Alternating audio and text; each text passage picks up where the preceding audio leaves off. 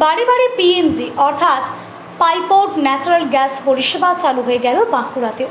বাঁকুড়া 20 নম্বর ওয়ার্ডের সারদাপল্লী এলাকায় চালু হয়ে গেল এই পরিষেবা। এবার থেকে নির্দিষ্ট মূল্যের বিনিময়ে নিরবিচ্ছিন্ন রান্নার গ্যাস পরিষেবা মিলবে। আর এই ব্যবস্থায় শহরের উপভোক্তারা আপাতত বুকিং সমস্যা থেকে মুক্তি পেতে চলেছে। অনেক সময় বাড়িতে গ্যাস না থাকলেও বুকিং সমস্যার অজুহাতে গ্যাস দেওয়া হতো না। এবার সেই সমস্যার সমাধান হবে। গ্যাস বুকিং ও পাওয়ার সমস্যা থেকে মুক্তি মিলল। এবার প্রতি 2 মাস অন্তর বিল আসবে, সেই সাথে দুর্ঘটনার আশঙ্কায় কম। ফলে সব মিলিয়ে রান্নার গ্যাস সমস্যা থেকে মুক্তি পেয়ে খুশি শহরের গৃহবধূরা। এটা তো অবশ্যই আমাদের খুবই সুবিধা হয়েছে। এমনিতে আমরা সিলিন্ডারের গ্যাস গুলো পাচ্ছিলাম না টাইমে।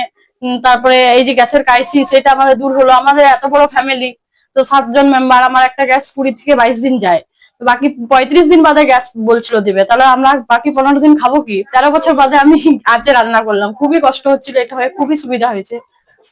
এই যে এটা তো নিরাপত্তার ব্যাপারটা কি বলবো আমরা? নিরাপত্তার ব্যাপারে বললো, এটা যেমন সিলিন্ডারের গ্যাস চট করে আগুন ধরে যায়, এটাতে অত তাড়াতাড়ি হবে না। এটা বায়বীয় গ্যাস, তো এটাতে আগুন ধরার ভয়টা নেই, কাজে আমাদের নিরাপত্তা একটু আছে।